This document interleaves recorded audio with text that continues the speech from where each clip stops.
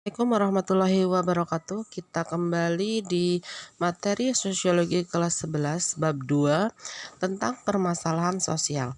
Pengertian masalah sosial. Menurut Surjono Sukanto menegaskan bahwa masalah sosial akan terjadi apabila kenyataan yang dihadapi oleh warga berbeda dengan harapannya. Lebih lanjut dikatakan bahwa masalah sosial menyangkut persoalan yang terjadi pada proses interaksi sosial. Menurut Daljoni menyatakan bahwa masalah sosial adalah suatu kesulitan atau ketimpangan yang bersumber dari dalam masyarakat sendiri dan membutuhkan pemecahan dengan segera. Dan sementara itu orang yang masih percaya akan masih dapatnya masalah sosial itu terselesaikan.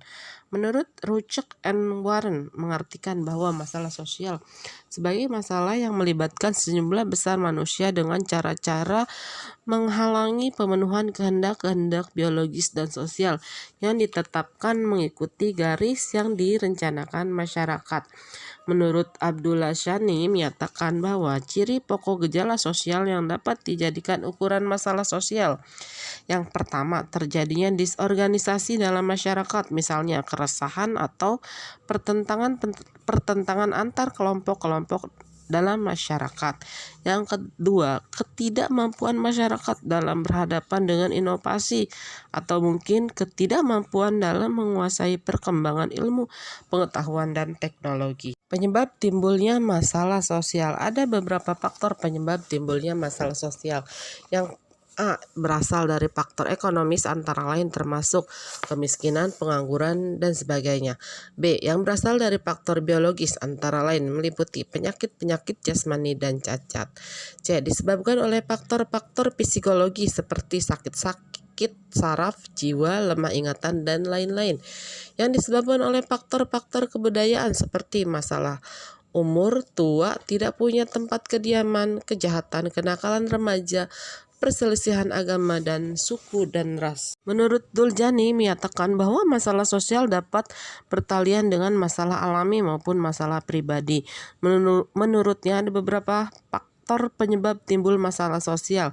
Yang pertama, faktor alam, ekologis, geografis. Ini menyangkut gejala menipisnya sumber daya alam.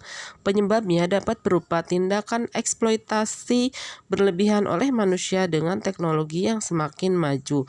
B. Faktor biologis dalam arti kependudukan. Hal ini menyangkut bertambahnya jumlah penduduk dengan pesat yang dirasakan secara nasional, regional maupun lokal.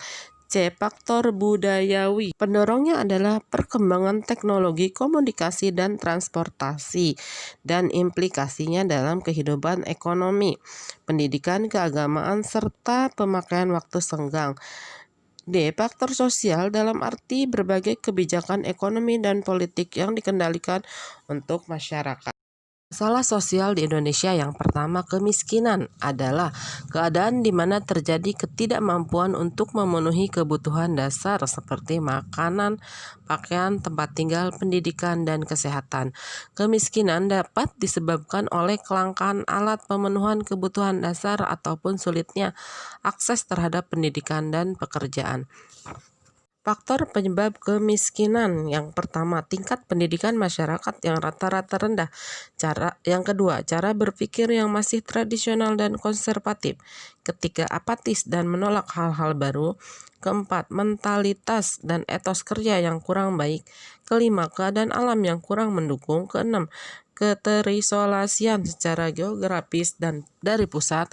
Ketujuh, tidak adanya potensi atau produk andalan. Kedelapan, rendahnya kinerja dan budaya korup aparatur pemerintah daerah. Menurut pendapat Karimah Kuraiyin, ada beberapa penyebab kemiskinan. Yang pertama, merosotnya standar perkembangan pendapatan per kapita. Kedua, menurunnya etos kerja dan produktivitas masyarakat. Ketiga, biaya pendidikan yang tinggi. Keempat, pembagian subsidi income pemerintahan yang kurang merata. Tipe kemiskinan. 1. Kemiskinan relatif. Seseorang yang tergolong miskin relatif sebenarnya telah hidup di atas garis kemiskinan namun masih berada di bawah kemampuan masyarakat sekitarnya. Kedua, kemiskinan kultural. berkaitan erat dengan sikap seseorang atau sekelompok masyarakat yang tidak mau berusaha memperbaiki tingkat kehidupannya, sekalipun ada usaha dari pihak lain yang membantunya. Ketiga, kemiskinan absolut.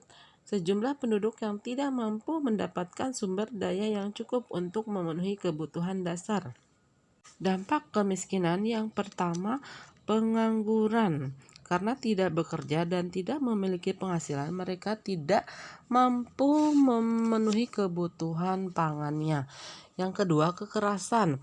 Hal tersebut disebabkan karena seseorang tidak mampu lagi mencari nafkah melalui jalan yang benar dan halal. Yang ketiga, pendidikan. Tingkat putus sekolah yang tinggi merupakan fenomena yang terjadi sekarang ini. Mahalnya biaya pendidikan membuat masyarakat miskin tidak dapat lagi menjangkau dunia sekolah atau pendidikan. Keempat, kesehatan. Biaya pengobatan sekarang sangat mahal. Hampir setiap klinik pengobatan, apalagi rumah sakit swasta, menerapkan tarif atau ongkos pengobatan yang mahal. Kelima, konflik sosial bernuansa SARA. Muncul akibat ketidakpuasan dan kekecewaan atas kondisi miskin yang akut. Hal ini menjadi bukti lain dari kemiskinan yang dialami. Kemiskinan memang merupakan permasalahan yang kompleks dan perlu diatasi dengan melibatkan peran serta orang banyak. Solusi pemecahan masalah kemiskinan. Banyak kebijakan yang dilakukan oleh pemerintah untuk dapat mengatasi berbagai macam masalah kemiskinan. Antara lain, yang pertama, kebijakan tidak langsung diarahkan pada penciptaan kondisi yang menjamin kelangsungan setiap upaya penanggulangan kemiskinan. Kondisi yang dimaksud antara lain adalah suasana sosial politik yang tentram, ekonomi yang stabil, dan budaya yang berkembang. Kedua, kebijakan langsung diarahkan kepada peningkatan peran serta dan produktivitas sumber daya manusia, khususnya golongan masyarakat berpendapatan rendah melalui penyediaan kebutuhan dasar seperti sandang, pangan, papan, kesehatan, dan pendidikan.